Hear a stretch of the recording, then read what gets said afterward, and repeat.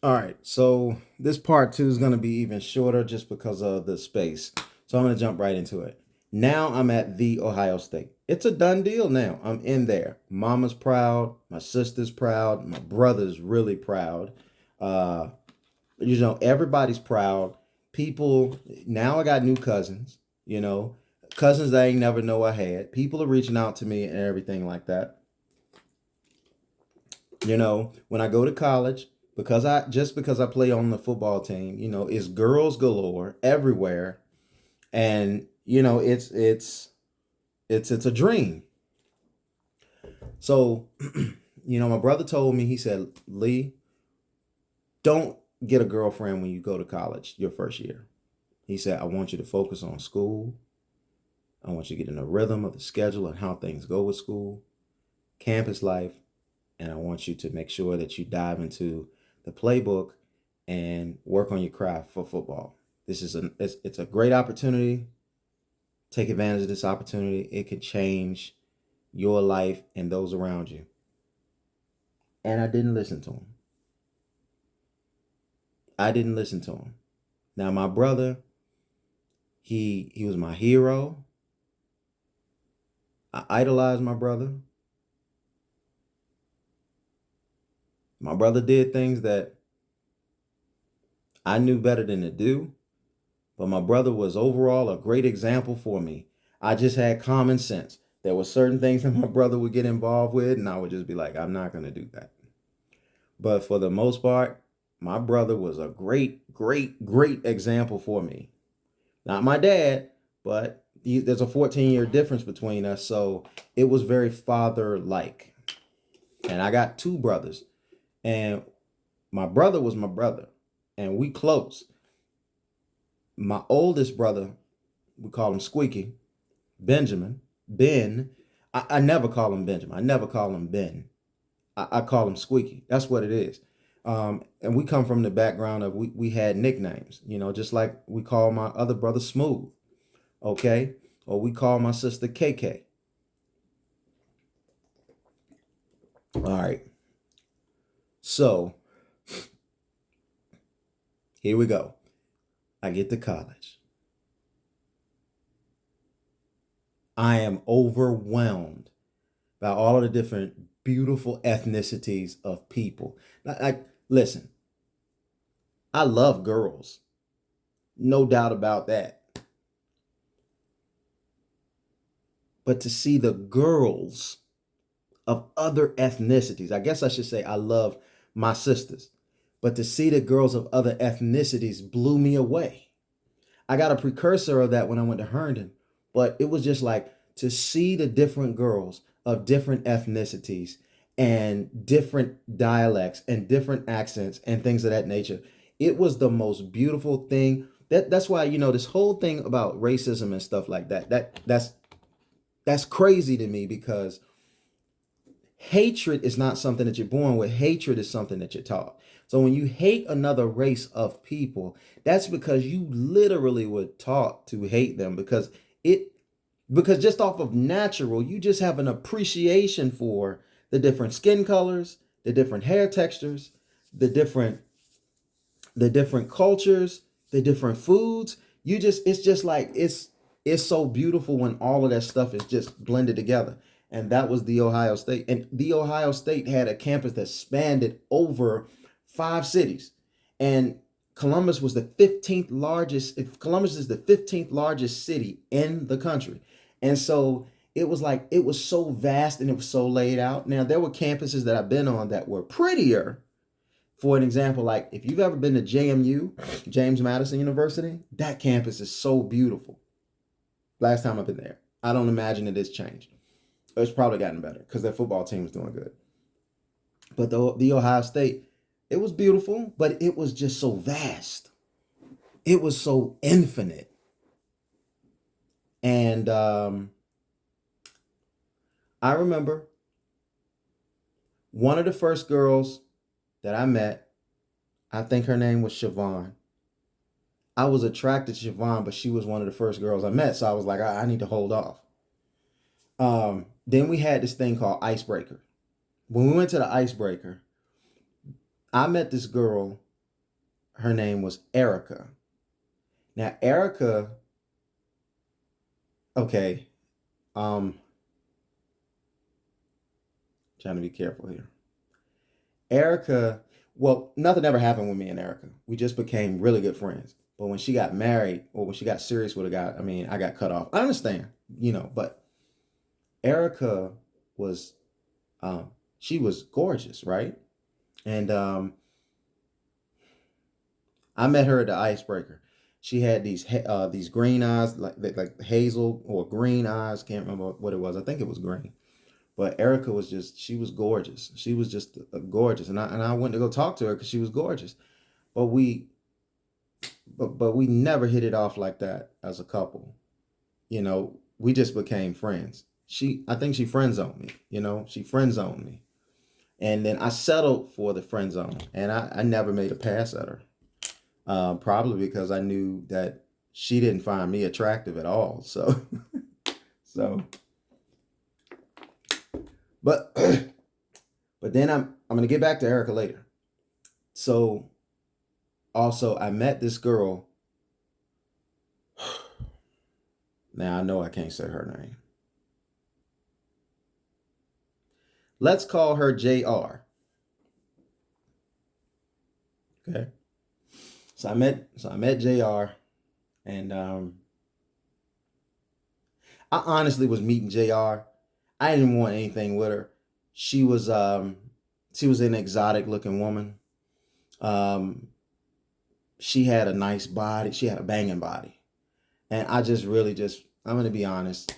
I really just wanted to hit it, and I remember hitting it right when I hit it. She was telling me while I was hitting it. She's like, I hope you know I don't just do this with anybody. And I was like, what do you mean? She's just like, well, in essence, she kind of did me like Young Miami. She was just like, we're not doing this unless we're a couple. And I mean, I was in the middle of and I was saying anything. So we ended up getting in a relationship after the first time of doing it, right? And we had some fun. I gotta be careful here. But JR represents the darkest hours of my life. The darkest period, because it wasn't hours. It was period. It was a long period. She represents the darkest period of my life. And I want to be careful here because we have a child together.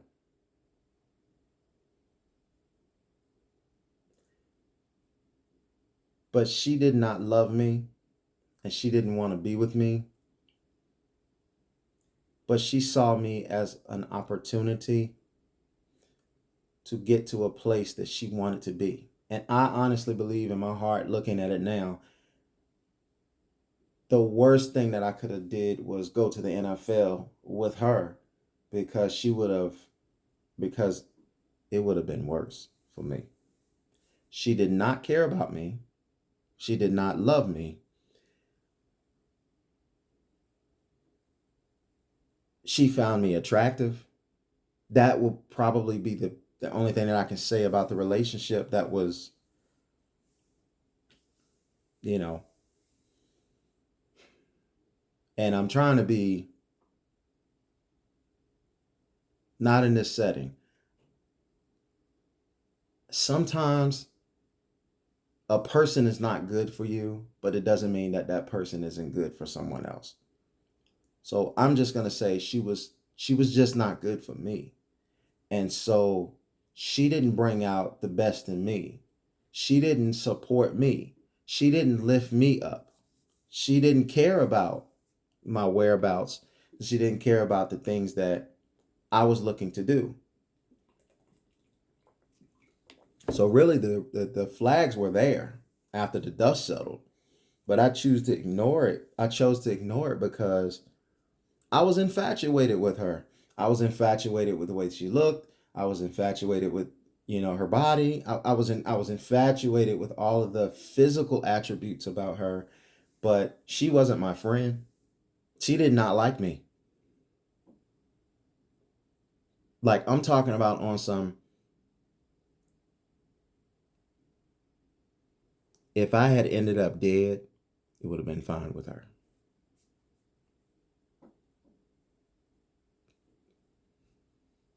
I want to say more, but that's a book. That's a book. But I promise you, I will only drop the truth bomb. But I'm just telling you, there's no way that that person could the interaction that I had with her. That's not the type of interaction you have with a person that cares like, forget love, that cares about you and your well-being. And I'm very fortunate to have made it out of that relationship. And those that know, whew, they know that it was explosive. They know that it was real. They know. They know it was pretty bad. So, and I was almost out of there. I mean, we should have been broken up, but I didn't break up with her in time. And what do I mean by that? We had broke up, and we had decided to live together. We had broke up, and we had decided, okay, I'm not going to, like, I wasn't we weren't sleeping in the same bed. And dance back to Erica. Erica introduced me to her cousin. Okay. And typically growing up, I had a type, and Erica cousin was not. She broke all of the stereotypes of being my type, but I was immediately floored and blown away when Erica introduced me to her cousin.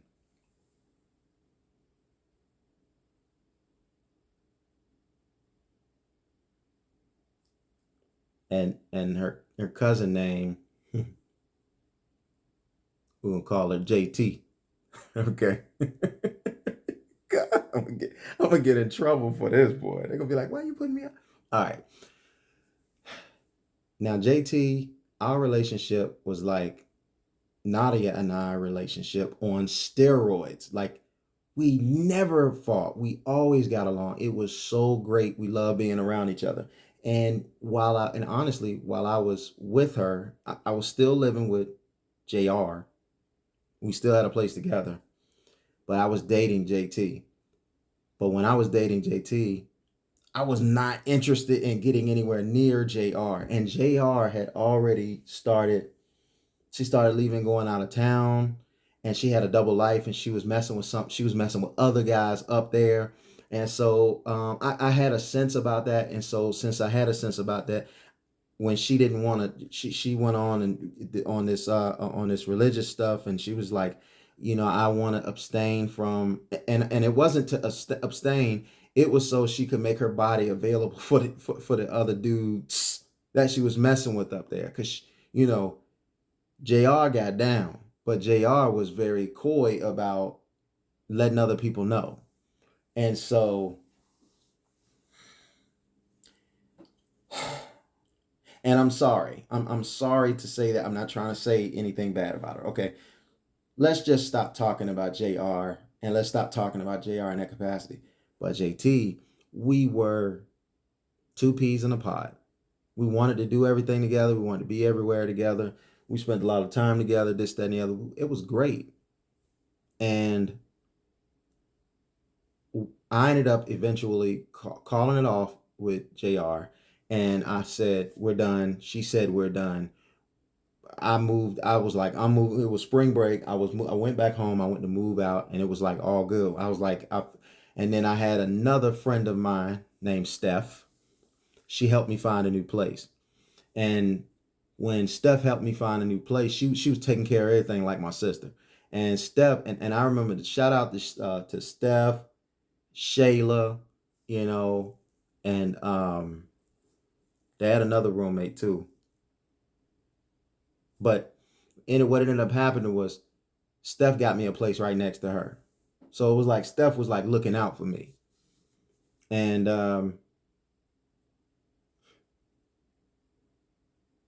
I was like, yo, I'm done with her. So spring break comes. This is 2003. And then during spring break, on a Thursday, JR called me and she said she was pregnant. Now, mind you, my dad wasn't involved in my life. So I was not about to not be involved with my child's life. But I was extreme about it and naive. So I gave the whole relationship a try again. And this is what messed it up with me and JT. I went to JT and I told JT what was going on. But I couldn't really pinpoint when she got pregnant because it was only a few months that me and JR had been abstaining from each other completely. So I don't really know when she ever got, and I gave that story to my lawyer, and my lawyer was like, yo, you need a DNA test. And I didn't want to do a DNA test. And I think the part of the reason that I didn't do a DNA test is because I looked at my daughter and I felt like my daughter looked like me. And then the second thing was I didn't want to be disappointed in finding out that that wasn't my child. So it was just kind of like I was like on some Mario Winans type stuff. I was like, I don't want to know. And I suffered for that because I didn't see my child for 10 years.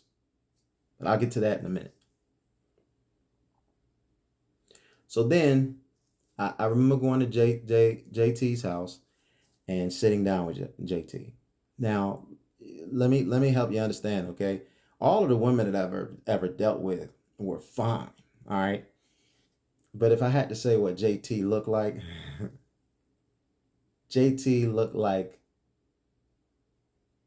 she kind of looked like Ashanti. That's the truth. And to this day, JT, she looks exactly the exact same way she did when we were back in college, and that was about 20 years ago. She takes very good care of herself, and she is very much so a businesswoman. All right. Okay. So I went to JT and I was like, listen, I'm not really sure.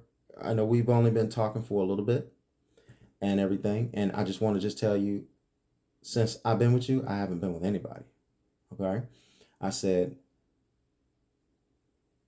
and she knew where I was living. She knew the situation. But I said, I want to be there for my child. So I can't do that if I'm with you. And I regretted that decision. I regretted that decision because I could have, she probably would have worked with me on that and we could have seen where things were going. But nonetheless, we remain good friends. And I have a golden rule. You know, if I've ever been with you, we're not going to be friends afterwards, you know. But to this day, you know, JT is a great business partner and affiliate. And we keep in touch every once in a blue moon. If she has some kind of business opportunity or whatever case, and she's with somebody, and of course I'm married, so and you know my wife knows of her, and my wife, I mean I don't have anything to hide. So long story short, um, but you know later on years later she said you know that really hurt her, and but she appreciated that it could have hurt more, but the way I did it was probably the best that I could do. It was no need. I was not interested in the whole double life thing. So ended up going back to JR, and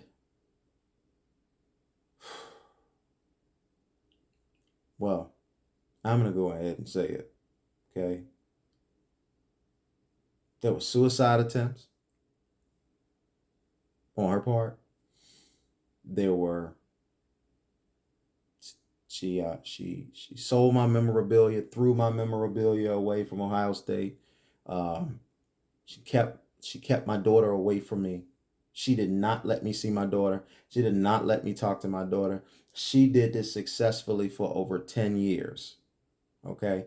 And then what was funny is she filed for divorce against me. And then she terminated the divorce against me. And after she terminated the divorce against me, the marriage had already been dragged in the mud really bad.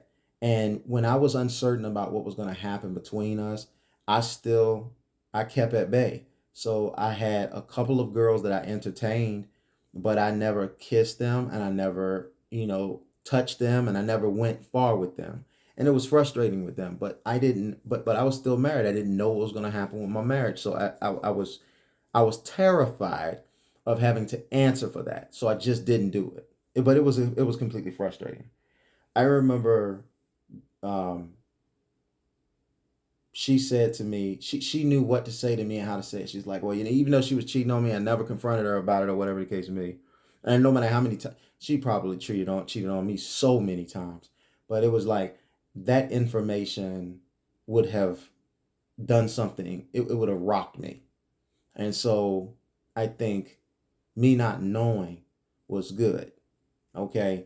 But we would have fight. She would pick a fight with me on Tuesday. It was like Tuesday was fight day.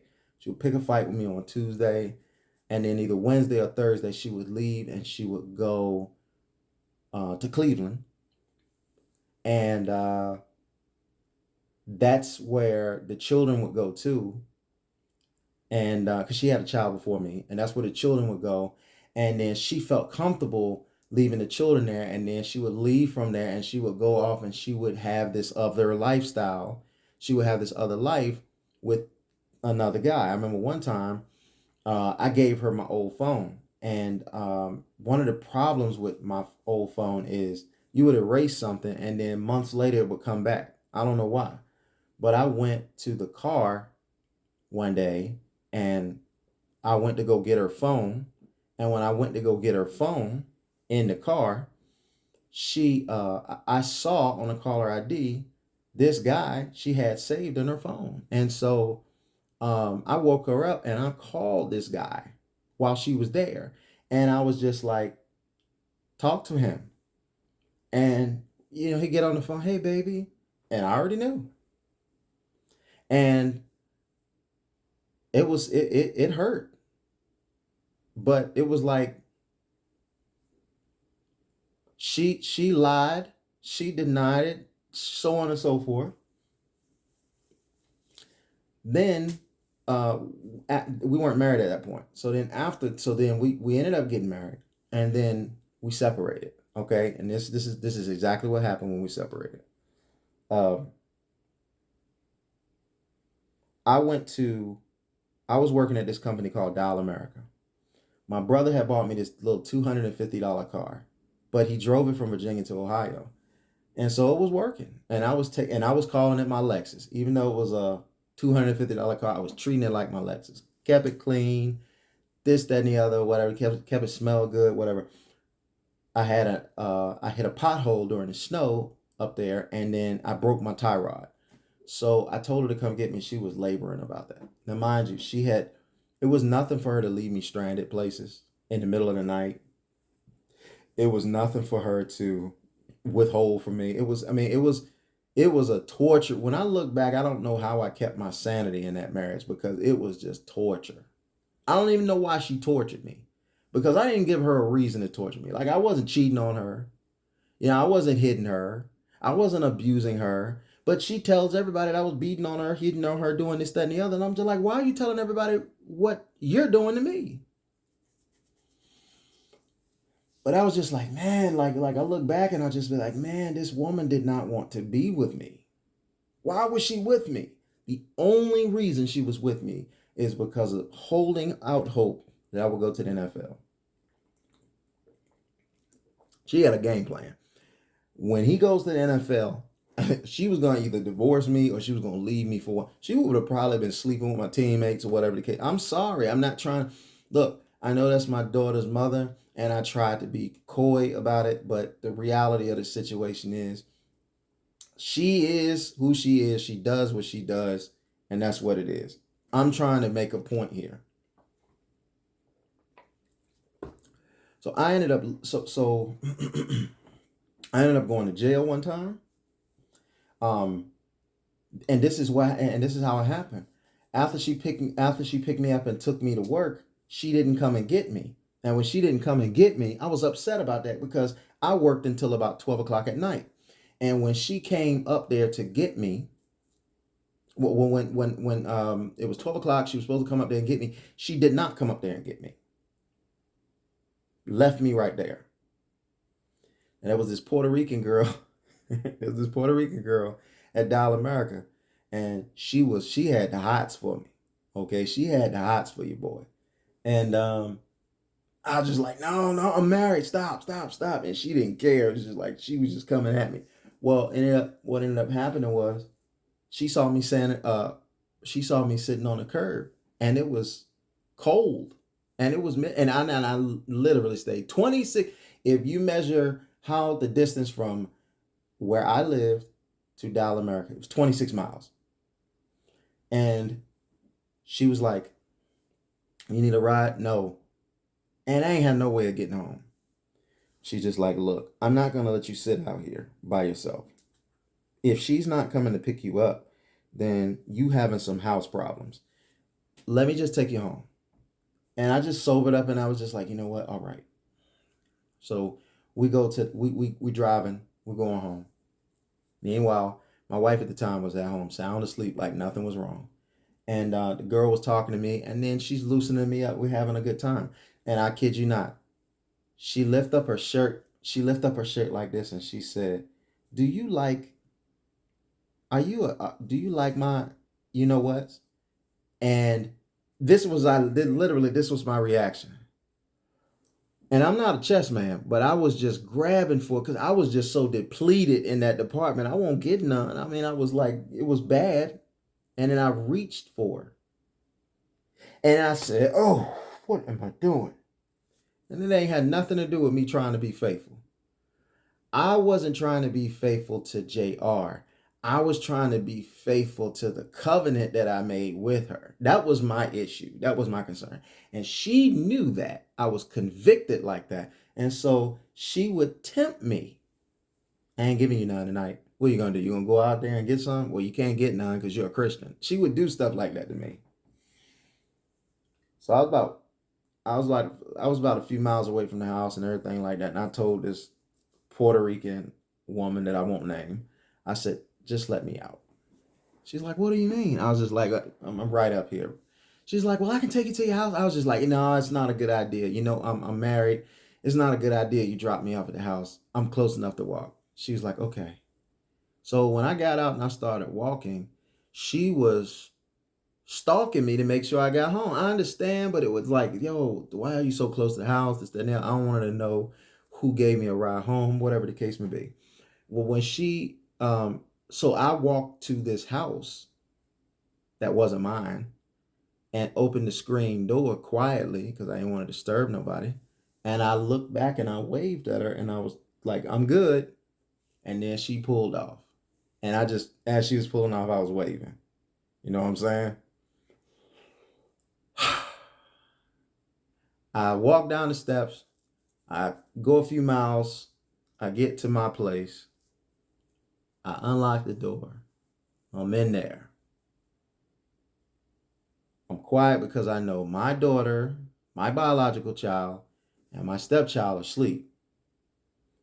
And it's a it's a it's a situation I didn't want to wake anybody up. So I took my things off and I went to take my clothes off and put them in the dirty clothes and check on my baby because my baby was a baby at the time. And my baby used to listen to Kenny G every single night.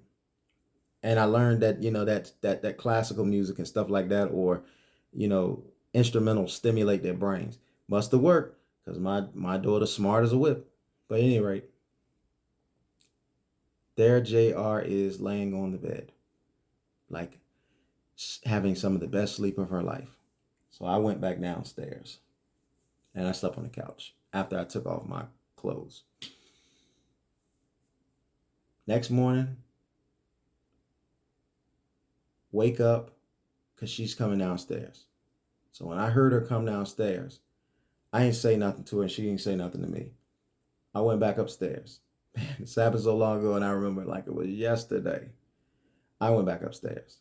When I wanted to lay on the bed because I ain't want to lay on the couch. So I wanted to get in my bed. So she wasn't in there and I still wanted to lay in the bed. So I went to lay in the bed. She came upstairs. I'll never forget.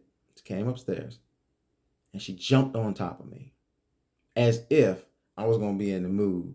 And I usually was, even after an argument. If she wanted some, I was like, I'm taking it. But she jumped on me and she started, and I was like, get off me. And she's like, what's the matter with you? And she started like tickling me. And she was aggressively tickling me like that. I was like, hey. And I grabbed her wrist like this, hey, stop. I'm not in the mood. You're going to act like what happened last night didn't happen? She's like, well, I fell asleep. I was just like, I'm your husband. You left me 26 miles away from the house. Like, why is that not registering to you that I could be mad? Let me just go and take a walk, JR. Let me take a walk, cool myself down, and I'll come back and we can deal with each other. So I'm walking away. She grabs my shirt to keep me from walking away.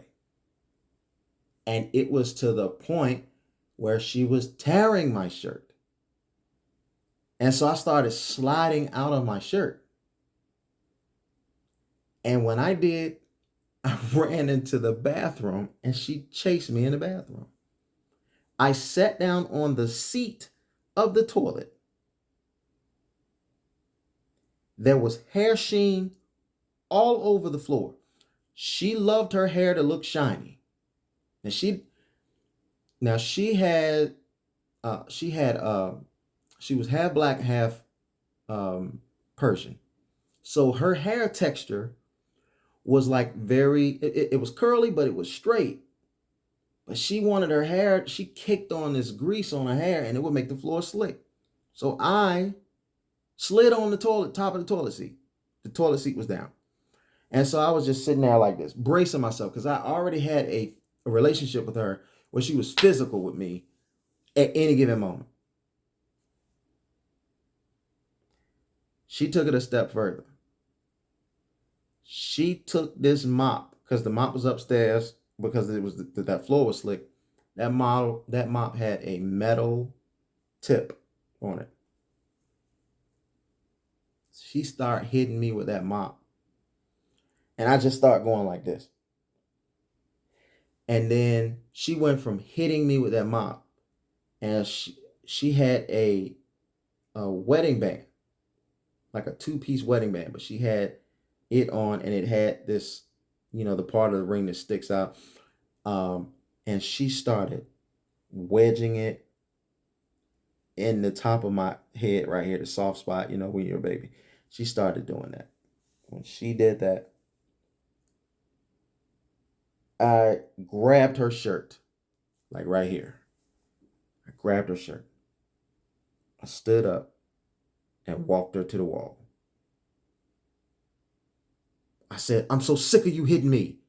Don't ever hit me again. And she was so shocked that I put my hands on her that she started crying. And I went from angry to concern. And I said, JR. She grabbed that mop that was on the floor and she commits to hitting me again. Like it's war. So I took off and I ran. When I took off and ran, my baby was standing in the doorway. So I was going to go out the doorway. When I saw my baby, I rerouted and went to the room and threw my hands up like this. And I said, you know what? I can't do this no more. I just can't do this no more. I went in the closet. I started throwing what I felt I needed out of that closet. I didn't have enough space in my little suitcase to get everything in. But I said, I'm going to grab what I need and I'm going to get the heck out of here. So I was gonna call my friend Mark. I was gonna call my friend Mark, and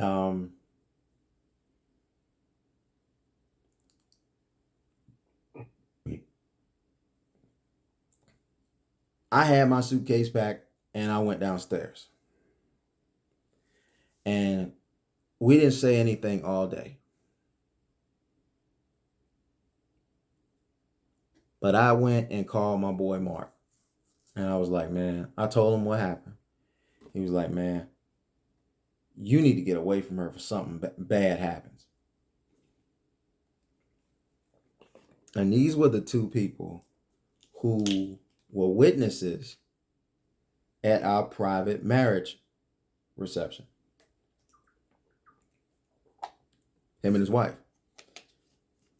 But he was just like, yo, your wife is crazy. He was like, yo, I could not, man. You a better man than me. So we were supposed to go to Virginia for the Christmas holiday, but we didn't get a chance. But you know, because we went for Thanksgiving to her folks' place in Cleveland. But when we went to when we went to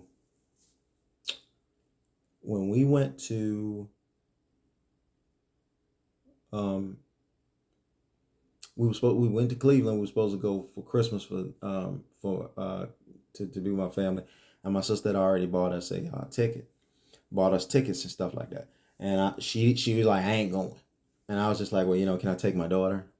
No, she's too young to travel.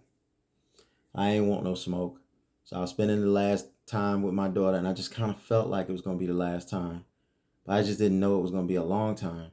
And me and my daughter was extremely close.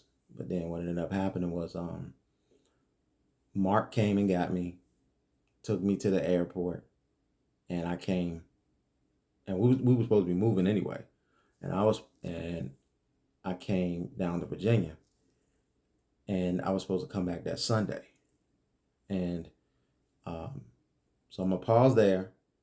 I'm leaving. I'm back in Virginia, and there's going to be a part 3 to this.